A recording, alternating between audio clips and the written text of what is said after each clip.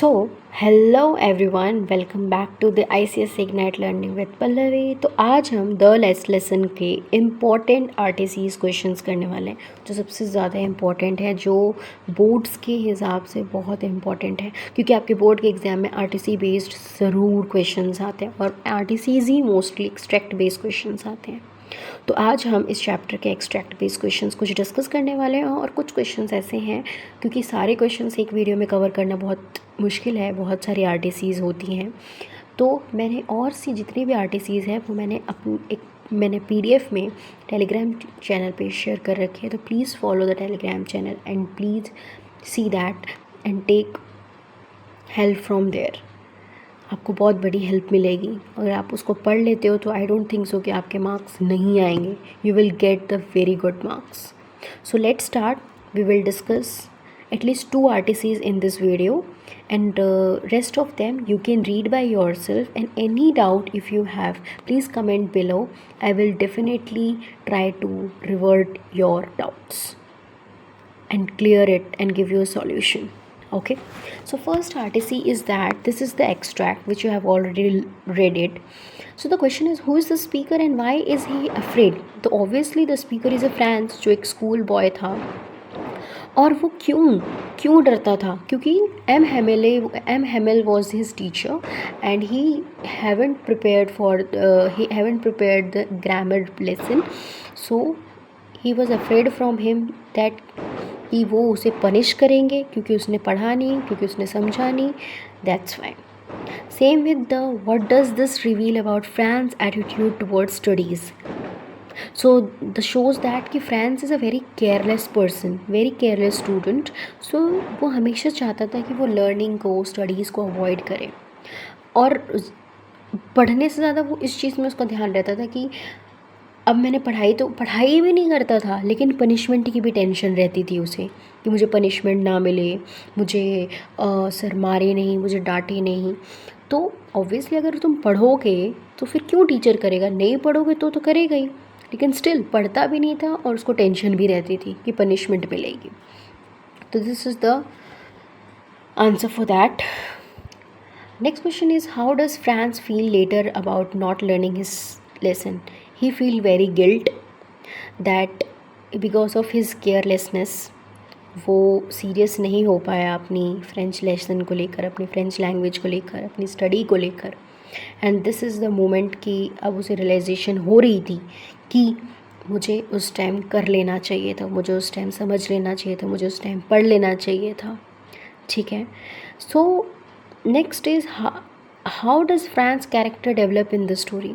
It develop कि एक lazy and careless student जो हमेशा पढ़ाई को बहुत अवॉइड करता था, क्लासेस अटेंड नहीं करना चाहता था, आज वो रिग्रेट में है और आज वो दिखा रहा है एक मैच्योरिटी, एक ग्रोथ दिखा रहा है कि मुझे पढ़ना है, मुझे समझना है। उसको ये रियलाइजेशन हो रही है, अब वो वैल्यू कर रहा है। लेकिन कहते हैं ना कि अब पछताए हो तो जब चिड़िया चुग गई खेत। This was the idiom of Hindi व्याकरण का एक मुहावरा है, जिसे कह सकते हैं कि अब पछताने से क्या फ़ायदा जब जो चीज़ हो चुकी है। जब थी तो आपने उस चीज़ को संभाला नहीं, और जब नहीं है तो आप उस चीज़ को अब पछतावा करके फ़ायदा नहीं।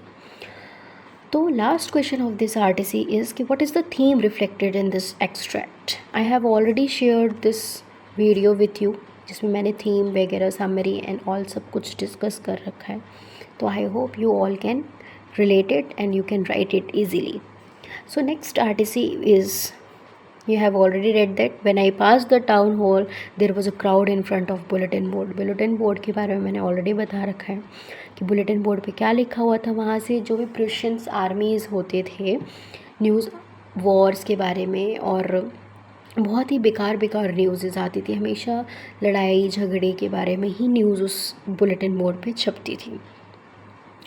नेक्स्ट क्वेश्चन है, why is the crowd gathered there? क्यों गैदर्ड था? ऑब्वियसली लोग वहाँ पे वो नोटिस पढ़ रहे थे जो लिखा हुआ था कि कल से हमारी जितनी भी नेगेटिव न्यूज़ थी, जितनी भी टेंशन्स थी, एंटिसिपेशंस थी, वो सारी उस बुलेटिन बोर्ड पे थे, जिससे कि लोगों के बीच में ना एक क्यूरियोसिटी एंड टेंशन बढ़ता था, एनजाइटी होती थी लोगों को।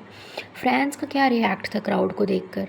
उसने ये सोचा कि यार इतनी क्यों भीड़ लगी है, बट वो बॉदर नहीं किया उसने, वो अपना बढ़ता गया। उसके दिमाग में तो एक ही चीज़ चल रही थी कि मेरे को पनिशमेंट मिलेगी, सर मुझे डांटेंगे, सर मुझे बाहर निकाल देंगे। उसके दिमाग में एक ही चीज़ चल रही क्योंकि मैं आज लेट हो गया हूँ। तो उसने उस क्राउड को देख के इतना बॉदरिंग किया नहीं, ही डोंट बॉदर इट, वो बस सीधा सीधा क्लास के लिए निकल गया। What is the significance of this scene? तो इसका क्या सिग्निफिकेंस था? इसका सिग्निफिकेंस ये था कि जो क्राउड है वो अपना कंसर्न, जो जो कंसर्न है लोगों का, वो उसमें जो दिख रहा है अब, कि लोग अब रियलाइज़ कर रहे हैं कि पहले तो उनके पास जो चीज़ थी उन्होंने रियलाइज़ की नहीं, लेकिन अब रियलाइजेशन से कोई फ़ायदा तो है नहीं। तो अब वो चीज़ इसमें दिख रही थी। How does this extract reflect the impact of war?